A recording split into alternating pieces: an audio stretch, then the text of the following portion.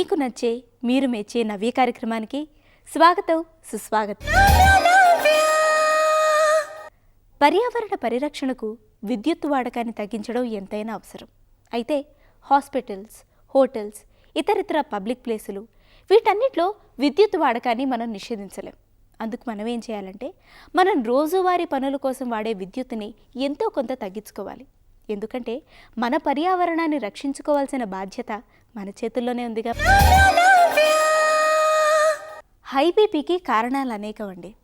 ఇప్పుడు కారణాలు ఏమైనా హై బీపీ మాత్రం నిర్లక్ష్యం చేసేంత చిన్న సమస్య అయితే కాదు. ఒక్క హై బీపీ వల్ల గుండె, మెదడు, కళ్ళు ఇలా ఒకటి శరీరంలో అన్ని అవయవాలు పాడైపోయే అవకాశం ఉంది. అందుకే హై బీపీని అస్సలు నిర్లక్ష్యం చేయకూడదు. పీరియాడిక్ చెకప్స్ వల్ల మనం బీపీని కంట్రోల్ చేసుకోవచ్చు.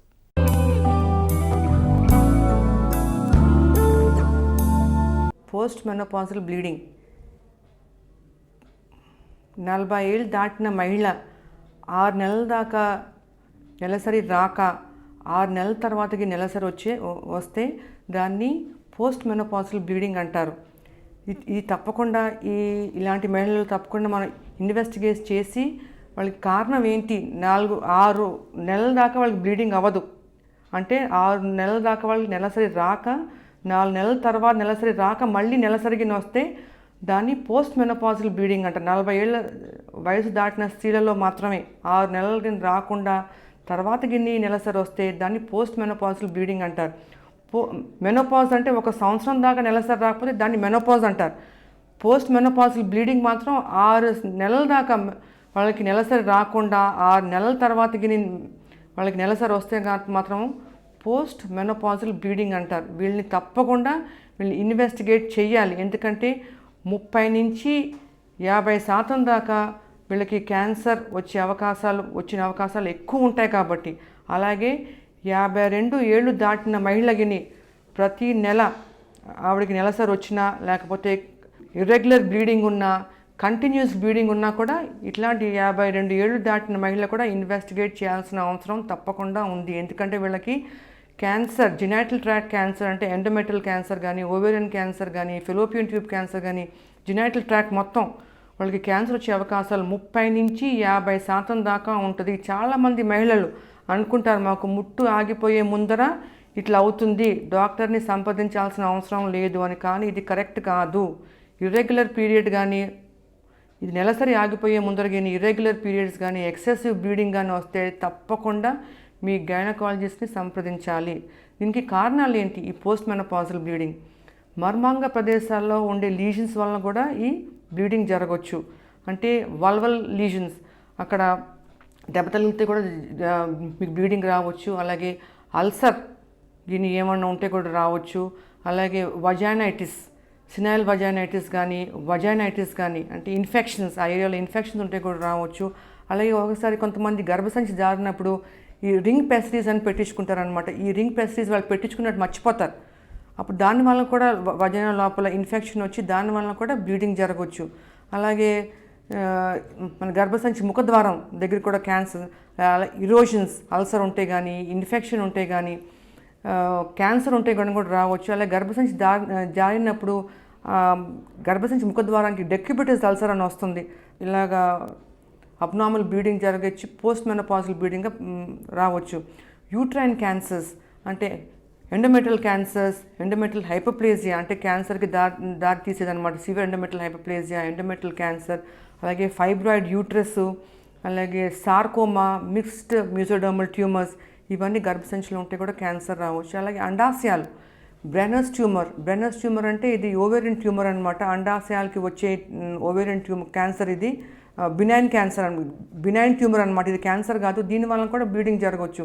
అలాగే hormone producing tumour, oestrogen producing tumours, granulosa cell tumour అని, థీకా సెల్ ట్యూమర్ అని. అలాగే క్యాన్సర్ ఓవరీ కూడా అబ్నార్మల్ బ్లీడింగ్ రావచ్చు. అలాగే fallopian tube cancer, genital tract కాకుండా అలాగే మూత్రపిండ నాళాలకు కానీ, యూరిథ్రల్ క్యారంకిల్ కానీ, యూరిథ్రల్ ప్యాపిలోమా వాటికి కానీ ఇలాంటి ఏమైనా ఉంటే కూడా బ్లీడింగ్ జరగవచ్చు. అలాగే బ్లాడర్ కార్సినోమా కూడా, యూరినరీ బ్లాడర్ క్యాన్సర్కి కూడా ఈ బ్లీడింగ్ జరగదు. కానీ అది జెనైటల్ ట్రాక్ట్ నుంచి రాదు, అంటే పేషెంట్ తెలిగిపోవచ్చు ఇలా బ్లీడింగ్ జరిగినప్పుడు యూరినరీ ట్రాక్ట్ నుంచి రావచ్చు, అలాగే గ్యాస్ట్రోఇంటెస్టైనల్ ట్రాక్ట్ అంటే పెద్ద పే క్యాన్సర్ వచ్చినప్పుడు కూడా బ్లీడింగ్ జరగవచ్చు.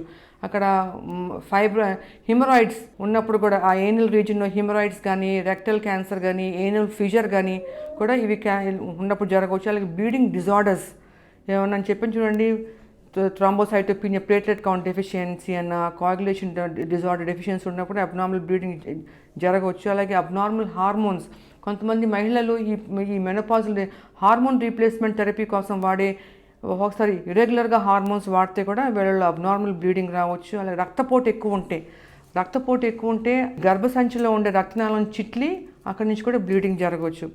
వీళ్ళకి ఇన్వెస్టిగేషన్స్ ఏమేమి చేస్తారు, వీళ్ళు కూడా రొటీన్ ఇన్వెస్టిగేషన్స్ చేయించాలి. Complete blood picture, clotting time, bleeding time, coagulation profile with platelet count చేయించాలి, ఎక్స్రే చెస్ట్.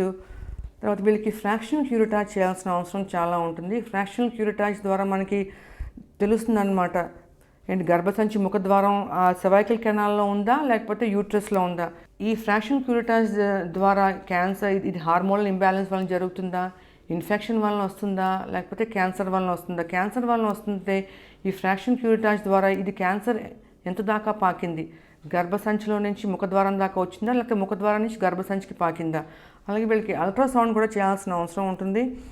ఈ అల్ట్రాసౌండ్ ద్వారా మనకు తెలుస్తుంది ఆ ఎండోమెట్రియల్ థిక్నెస్ ఎంత ఉంది అని, అలాగే ఆ థిక్నెస్ ఎంత పెరిగింది, లేకపోతే ఈ అండాశయాలు ఎలాగున్నాయి, అలాగే గర్భసంచి ముఖద్వారం ఎలాగున్నాయి, ఫెలోపియన్ ట్యూబ్స్ ఎట్లా ఉంది, ఇవన్నీ మనం తెలుసుకుని అలాగే వీళ్ళకి ఎంఆర్ఐ క్యాన్సర్ గిని వీళ్ళకి ఏమైనా నిర్ధారణ గిని ఏమైనా అవుతే అలాగే సిటీ స్కాన్, ఎంఆర్ఐ కూడా మనం చేయించుకోవాలి. క్యాన్సర్ గిని వస్తే ఈ ఫ్రాక్షనల్ క్యూరిటాజ్ ద్వారా ముఖ పరీక్ష చేశాక మనకు తెలుస్తుంది అనమాట క్యాన్సర్ ఉందా లేదా అని.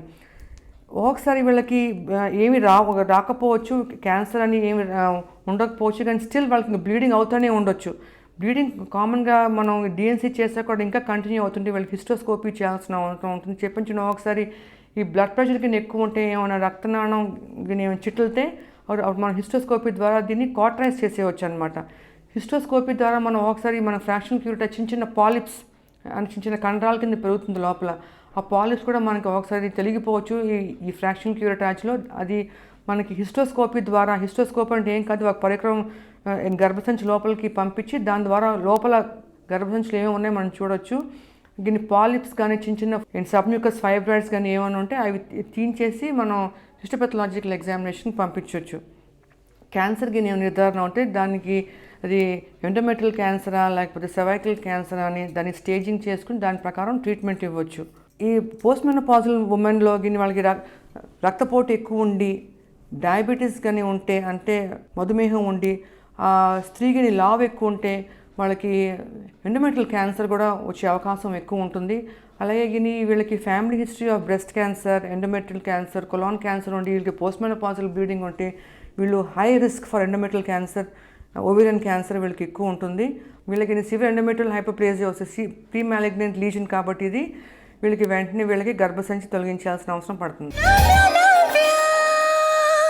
శరీరంలో కొన్ని భాగాలు మాత్రమే లావుగా ఉంటాయి.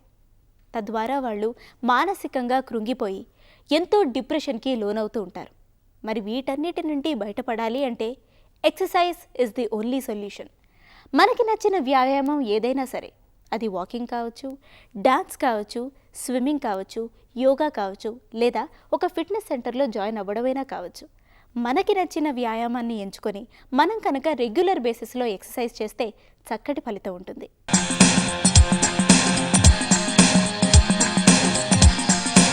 అందరికీ నమస్కారము. ఈరోజు మనము ఉత్తాన పాదాసనము, శలభాసనము, భుజంగాసనము ఈ ఆసనాలు ఏ విధంగా వేయాలో తెలుసుకుందాము. వెల్లలికిలా పడుకొని కాళ్ళు రెండు దగ్గరగా పెట్టుకొని అరచేతులు రెండు భూమికి సమాంతరంగా పెట్టాలి. తర్వాత మెల్లగా గాలి పీలుస్తూ కుడి కాలిని 45 డిగ్రీల కోణంలో ఉండేటట్లు ఉంచాలి.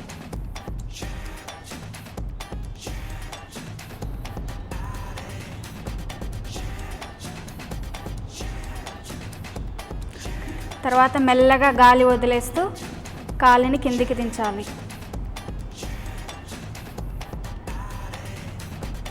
అదేవిధంగా ఎడమ కాలిని శ్వాస తీసుకుంటూ 45 డిగ్రీల కోణంలో ఉండేటట్లు పైకెత్తవలను.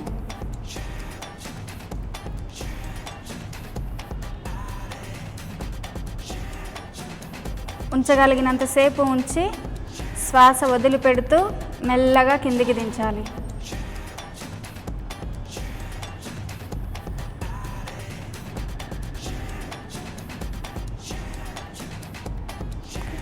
మరొక్కసారి కుడికాలుతో గాలి తీసుకుంటూ మెల్లగా కుడికాల్ని 45 డిగ్రీల కోణంలో పైకెత్తి ఉంచాలి.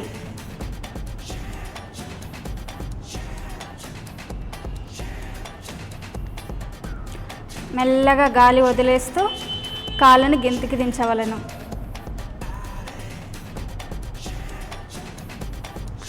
అదేవిధంగా ఎడమ కాలితో గాలి తీసుకుంటూ మెల్లగా 45 డిగ్రీల కోణంలో ఉండేటట్లు పైకెత్తవలను.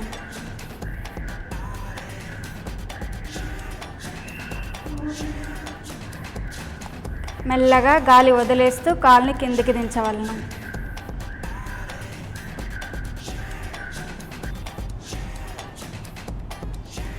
ఇంకొకసారి మెల్లగా గాలి పీలుస్తూ 2 కాళ్ళను 45 డిగ్రీల కోణంలో ఉండేటట్లు పైకెత్తాలి.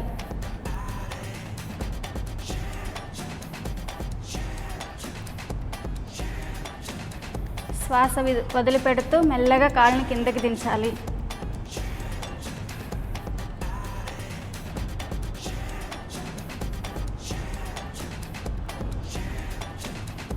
అదేవిధంగా ఇంకొకసారి మెల్లగా గాలి పీలుస్తూ 2 కాళ్ళు 45 డిగ్రీల కోణంలో ఉండేటట్లు పైకెత్తవలను.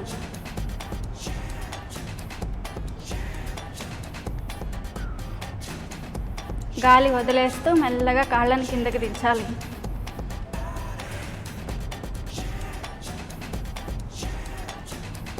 ఈ ఉత్తాన పాదాసనంలో కాళ్ళు పైకి లేపి ఉంచటం వలన కాళ్ళు నడుము భాగం నందు ఒత్తిడి కలిగి కాళ్ళ యందు ఉన్న నడుము భాగం యందు ఉన్న కొవ్వు కరుగుతుంది.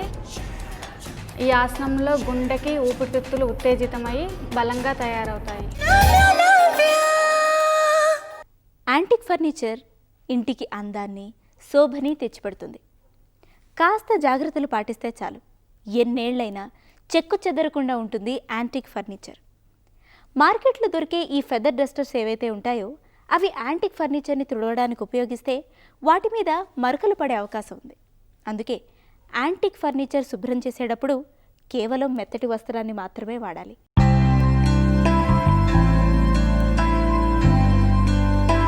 ఇప్పుడు నేను ఇంకో స్లాంటింగ్ స్టైల్ ఆఫ్ ద మొరిబానా చూపించబోతున్నాను. ఫస్ట్ కెన్సాన్ ప్లేస్ చేసి మెటీరియల్స్ ఏం వాడుతున్నానంటే వాక్కాయ. దీనికి చాలా ముళ్ళు ఉంటాయి. సో అవి క్లీన్ చేసేసి కొన్ని లీవ్స్ తీసేసి రెడీ చేసి పెట్టాను. Length of the subject is one's container measurement. అంటే కంటైనర్ అంటే డెప్త్ ప్లస్ డయామీటర్. సో ఇది సబ్జెక్ట్.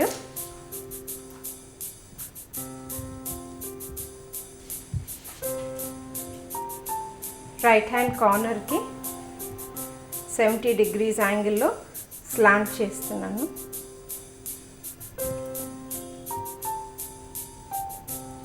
సెకండరీ వచ్చేసి half the length of the subject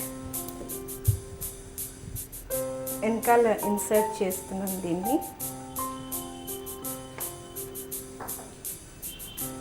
first tall filler. దీన్ని కరోండా అని కూడా అంటారు. First tall filler. ఆబ్జెక్ట్ వచ్చేసి నేను ఈ కార్నేషన్స్ వాడుతున్నాను.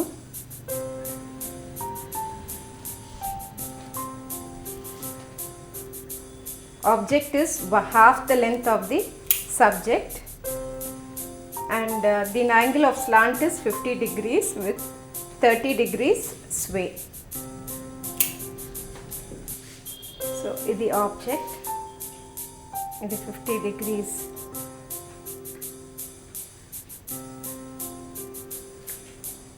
Two fillers high and low place చేస్తున్నాను.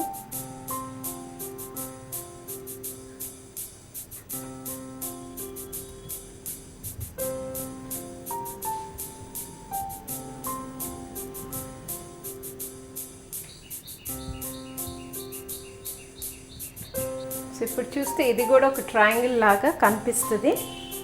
అండ్ ఇప్పుడు మనం వేరే ఫిల్లర్స్ కూడా యాడ్ చేయొచ్చు ఇక్కడ.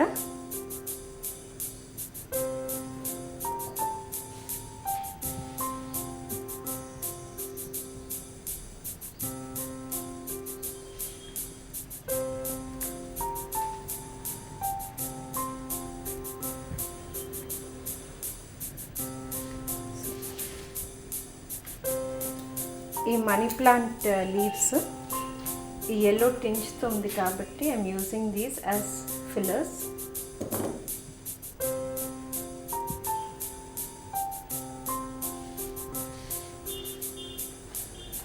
జనరల్గా నేచర్లో చూస్తే ఒక వెరైటీ ఆఫ్ ప్లాంట్స్ అన్నీ ఒకటే దగ్గర నుంచి వస్తాయి అన్నమాట. సో దీంతో ఈ అరేంజ్మెంట్ కంప్లీట్ అయింది. ఇది subject, secondary, object. Subject is one's container measurement and angle of slant is 70 degrees. Secondary వచ్చేసి half the length of the subject వెనకాలకు అరేంజ్ చేస్తాము. ఆబ్జెక్ట్ వచ్చేసి half the length of the subject, angle of slant is 50 degrees with a sway of 30 degrees to the left or right. And materials ఏం వాడామంటే ఇది వాక్కాయ అంటారు దీన్ని, వాక్కాయ and yellow carnations and money plant leaves having green and yellow touch variegated. దీంతో ఈ arrangement of the moribana slanting style complete అయినట్టు. యాపిల్లో ఉండే మ్యాలిక్ యాసిడ్కి అజీర్ణాన్ని, లివర్ సమస్యల్ని తగ్గించే గుణం ఉంటుంది. అంచేత లివర్ సమస్యలతో బాధపడేవారు ప్రతిరోజు యాపిల్లో సగభాగాన్ని కనుక తింటే చక్కటి గుణం ఉంటుంది.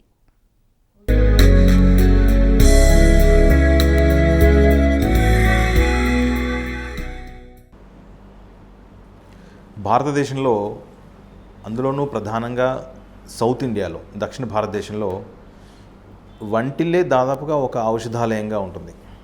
మనం వాడేటువంటి వంటింట్లో వాడేటువంటి దినుసులు ఏవైతే ఉన్నాయో అవన్నీ కూడా దాదాపుగా ప్రతి ఒక్కదానికి కూడా ఎంతో కొంత ఔషధ విలువలు ఉంటాయి. కొన్నిసార్లు చాలా అమోఘంగా పనిచేసేటివి, కొన్ని చిన్న చిన్న రుగ్మతులకు పనిచేసేటివి. ఏమైనప్పటికీ వంటింట్లో మన బామ్మగారో అమ్మగారో ఉండి వాళ్ళు వాడేటువంటి ఈ ఈ దినుసులు ఏవైతే ఉన్నాయో, వంటింట్లో వాడేటువంటి దినుసులు, అవన్నీ కూడా ఔషధ విలువలు కలిగి ఉన్నటువంటి దినుసులే. వాటిల్లో చాలా రకాల దినుసులు చెప్పుకోవచ్చు. ఇప్పుడు ముఖ్యంగా ఇది చూసినట్టయితే మీరు చూడంగానే గుర్తుపడతారు, ప్రతి ఒక్కరూ గుర్తుపట్టేటువంటిదే. దీన్ని మనం దాల్చిన చెక్క అంటాం. ఈ దాల్చిన చెక్క ప్రతి వంటింట్లోనూ ఎంతో కొంత ఎప్పుడు రెడీగా అవైలబుల్గా ఉండేటువంటి దాల్చిన చెక్క. దీని ఔషధ విలువలను మనం చెప్తూ పోతున్నట్లయితే చాలా విపరీతంగా ఉంటాయి. మనకు కొన్నిసార్లు అయితే ఆశ్చర్యం వేస్తుంది. సింపుల్గా ఉండేటువంటి దాల్చిన చెక్క మనం కూరల్లో వేసుకుంటే మనం మామూలుగా తీసి బయటపడేటువంటి దాల్చిన చెక్క ఇంత అద్భుతంగా పనిచేస్తుందా అన్నటువంటి ఆశ్చర్యం వేస్తుంది మనకి. అంత అద్భుతమైనటువంటి ఔషధ విలువలు ఉన్నటువంటి ఈ దాల్చిన చెక్క దేనికి పనిచేస్తుంది, ఎలా పనిచేస్తుంది, మనం దాన్ని ఎలా వాడాలి, దాని డోస్ ఎంత, ఇవన్నీ కూడా మనం ఒకసారి చూద్దాం. సో మనం కూరల్లో కానీ, బిర్యానీలో కానీ, మసాలా దినుసుల్లో కానీ ఈ దాల్చిన చెక్కని మంచి సువాసన రావడం కోసమని వాడుతూ ఉంటాం. అయితే ఇంతటి ప్రశస్తమైనటువంటి దాల్చిన చెక్క మనకు హిమాలయాలలో దొరుకుతుందన్నమాట. దీన్ని సిన్నమోనం జైలానికం అని అంటాం లాటిన్ దాంట్లో. దీన్ని దాల్చిన చెక్కగా మనము వాడుతూ ఉంటాం.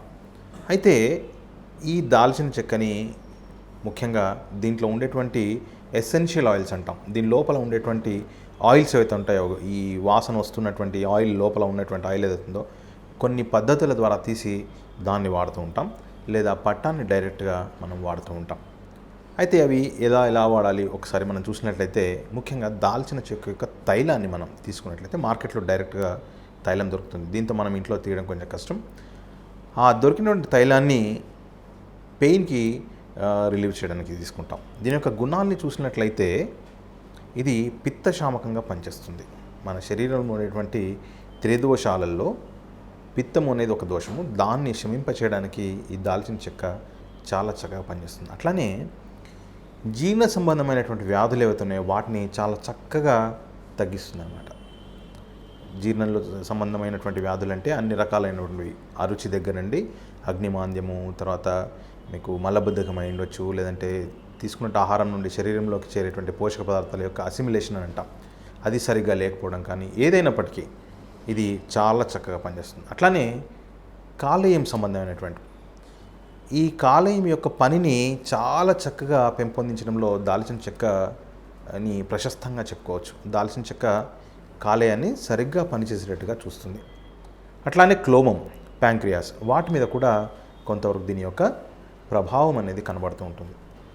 జీర్ణ సంబంధమైనటువంటి ఏ బాధైనా, లివర్ సంబంధమైనటువంటి ప్రాబ్లమ్స్ ఏవైనా కానీ ఇది చాలా చక్కగా పనిచేస్తుందండి. అట్లనే ఇది హాస్య కుహరాన్ని, అంటే నోటి యొక్క కుహరం ఏదైతుందో మనం బాగా తింటూ ఉంటుంటాం, కొన్నిసార్లు అంటే మనం క్లీన్ చేసుకుంటున్నప్పటికీ కొన్నిసార్లు పేరుకుని పోయి కొన్నిసార్లు ఇన్ఫెక్షన్స్ వచ్చేటువంటి అవకాశం ఉంటుంది. ఇట్లాంటి ఏ కండిషన్ అయినా సరే ఆ నోటి యొక్క కుహరాన్ని, హాస్య కుహరాన్ని, ఓరల్ క్యావిటీ అని అంటాం కదా, దాన్ని శోధించడానికి ఈ దాల్చిన చెక్క నంబర్ 1 అని చెప్పుకోవచ్చు. దీని యొక్క కషాయాన్ని రెగ్యులర్గా పొక్కిలిస్తున్నట్లయితే కూడా మనకి ఆశకుహరాన్ని శోధించుకునేటట్టుగా ఉంటుందన్నమాట. అట్లానే కొన్నిసార్లు నోటి నుండి దుర్వాసన వచ్చేటువంటి పరిస్థితి ఉంటుంది.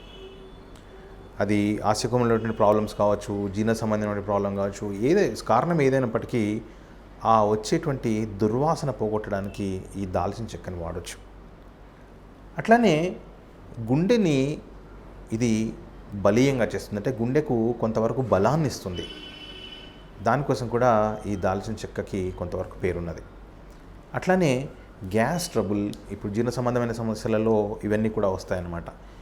కడుపు ఉబ్బరంగా ఉండడము, లేదంటే తేన్పులు రావడము, వీటన్నిటి కూడా మనం దీన్ని దాల్చిన చెక్కని చాలా చక్కగా ఉపయోగించుకోవచ్చు.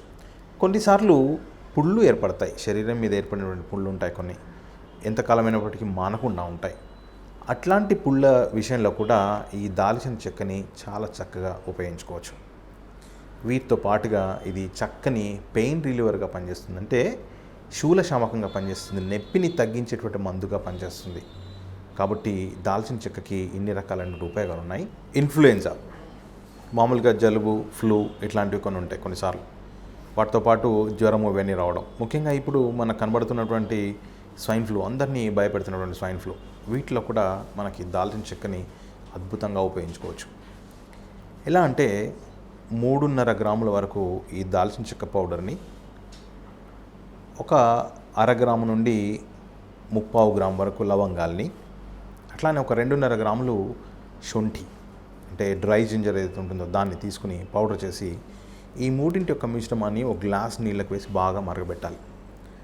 మరగబెట్టి కాస్త గోరువెచ్చగా మారిన తర్వాత, కొంచెం చల్లబడ్డ తర్వాత గోరువెచ్చగా ఆ పేషెంట్కి రెగ్యులర్గా ఇస్తూ ఉన్నట్లయితే వాడికి ఉన్నటువంటి ఫ్లూ కానీ, లేదంటే కామన్ కోల్డ్ కానీ, జలుబు, జ్వరము, ఒంటి నొప్పులు, ఈ ఇన్ఫ్లుయెన్జా, ఇవన్నీ కూడా చాలా చక్కగా తగ్గిపోతాయి. తర్వాత ముఖ్యంగా వాడి నుండి ఇంకొకరికి సంక్రమించేటువంటి పరిస్థితి అయితే ఉంటుందో చాలా వరకు డ్రాప్ అయిపోతుంది, తగ్గిపోతుంది అది. కాబట్టి ఈ సంక్రమణ దశలో దీన్ని కనుక చక్కగా వాడుకున్నట్లయితే కూడా చాలా బాగా ఉంటుంది. అట్లానే క్షయవ్యాధి, ట్యూబర్క్లోసిస్ అని అంటాం. ఈ ట్యూబర్క్లోసిస్తో బాధపడేటువంటి వ్యక్తి సాధారణంగా వేరే మందులు ఏవో తింటూ ఉండని, దానికి సపోర్టివ్గా ఈ దాల్చిన చెక్కని రోజు ఉదయం ఒక పావు చెంచాడు, సాయంత్రం ఒక పావు చెంచాడు తేనె కానీ నెయ్యితో కానీ కలిపి తినిపిస్తున్నట్లయితే కూడా చాలా చక్కటి ఉపయోగం ఉంటుందన్నమాట. అట్లానే కొన్నిసార్లు లూజ్ మోషన్స్, బాగా పల్చగా లూజ్ మోషన్స్ అవుతూ ఉన్నటువంటి పరిస్థితులలో అప్పుడు కూడా ఈ దాల్చిన చెక్క ఒక 2 గ్రాముల చూర్ణాన్ని, తర్వాత ఒక 1/4 గ్రాము కాచు అని అంటాం, కొంచెం దాంట్లో కలిపేసి దాన్ని నీటితో కనుక కలిపి ఇచ్చినట్లయితే కూడా మనకి ఈ విరేచనాలు, నీళ్ళ విరేచనాలు అవుతున్నాయో అవి చాలా చక్కగా తగ్గిపోతాయి. కొన్నిసార్లు తలనొప్పి ఉంటుంది, ఆ తలనొప్పి అప్పుడు కూడా ఈ దాల్చిన చెక్క తైలాన్ని తలకి కనుక మర్దన చేసుకుంటున్నట్లయితే కూడా చక్కగా ఈ తలనొప్పి అనేది తగ్గుతుంది. కొన్నిసార్లు కొంతమందికి ఇంటెస్టైనల్ కొలిక్ వస్తుందన్నమాట, పిల్లల్లో కానీ పెద్దవాళ్ళలో కానీ మామూలు కడుపులో నొప్పిగా ఉండి, దానికి కారణం ఏంటంటే ఇంటెస్టైనల్ కొలిక్ అని చెప్తాం, అంటే చిన్న ప్రేవుల్లో జరిగేటువంటి ఒక నొప్పి వంటి పరిస్థితి అనమాట. అట్లాంటి పరిస్థితుల్లో ఈ దాల్చిన చెక్క తైలాన్ని 2 నుండి 3 చుక్కల వరకు పొట్ట మీద వేసి కాస్త పైనుండి రాసినట్లయితే కూడా చక్కటి ఉపశమనం మనకి కలుగుతుందన్నమాట. సో ఇంత చక్కగా మనకి దాల్చిన చెక్క మనకు వంటింట్లోనే ఉండి ఇదే పెద్ద మెడికల్ షాప్ లాగా మనకి ప్రతి విషయంలో కూడా ఉపయోగపడేటువంటి ఔషధం. చాలా చక్కగా మనము ప్రతిదానికి ఉపయోగించుకోవచ్చు. అద్భుతమైనటువంటిది, తర్వాత క్షణాల్లో మనం తయారు చేసుకుని ఉపయోగించుకునేటట్టుగా ఉంటుందన్నమాట. కాబట్టి అందరూ దీని ద్వారా ప్రయోజనం పొందినట్లయితే చాలా బాగుంటుంది. ఇంకో అద్భుతమైనటువంటి పని ఏంటంటే గుండె జబ్బులు అనేవి ఉన్నాయి. ఈ గుండె జబ్బులకు ప్రధానమైనటువంటి కారణం కొలెస్ట్రాల్. ఈ కొలెస్ట్రాల్ అనేది ఒక రకమైనటువంటి క్రొవ్వు పదార్థము. ఇది రక్తనాళాల్లో పేరుకుపోవడము, వాటి వల్ల ప్లాక్స్ ఏర్పడడం, దానితో రక్తం గడ్డకట్టుకుపోయి కొన్నిసార్లు రక్తనాళాలు మూసుకుపోయి గుండె యొక్క ప్రాబ్లమ్స్ రావడం మొదలవుతూ ఉంటాయి. దీన్ని కరోనరీ ఆర్టరీ డిసీజెస్ అవన్నీ అంటుంటాం. వాటిలో కూడా ఈ దాల్చిన చెక్క ఎంత చక్కగా పనిచేస్తుందని అంటే, ఇది రోజు పౌడర్ చేసేసుకుని దాన్ని ఉదయం ఒక చెంచాడు, సాయంత్రం ఒక చెంచాడు రెగ్యులర్గా తీసుకుంటున్నట్లయితే 2 నుండి 3 నెలల్లో తప్పనిసరిగా కొలెస్ట్రాల్ దాదాపుగా తగ్గిపోతుంది, నార్మల్కి వచ్చేస్తుంది. అంత చక్కగా పనిచేస్తుంది అనమాట. సో తర్వాత ఆస్టియోఆర్థరైటిస్, మనకు ఓల్డ్ ఏజ్లో ఉండేటువంటి వాళ్ళు ఎవరైతే ఉన్నారో వాళ్ళల్లో మోకాళ్ళ నొప్పులు, ఈ వయసు రీత్యా వచ్చినటువంటి మోకాళ్ళ నొప్పులు, కీళ్ళ నొప్పులు ఏవైతే ఉన్నాయో వాటిలో కూడా దీన్ని చాలా చక్కగా ఉపయోగించుకోవచ్చు. ఎలా అంటే దీని యొక్క పౌడర్ని చేసేసి ఆ పౌడర్లోకి కొంత తేనె కలిపి పైన పేస్ట్ లాగా రాసేయాలి. ఆ తర్వాత ఇదే మిశ్రమాన్ని కొంచెం గోరువెచ్చటి నీళ్ళలో కలుపుకొని ఉదయం ఒకసారి రాత్రి ఒకసారి తాగుతున్నట్లయితే కూడా మంచి ఉపశమనం కలుగుతుంది. చక్కగా వాళ్ళ పని వాళ్ళంతా చేసుకునేటట్టుగా తయారవుతుంటారు. కాబట్టి దాల్చిన చెక్క అనేది మన వంటింట్లో ఉండేటువంటి ఒక అద్భుతమైనటువంటి ఔషధం.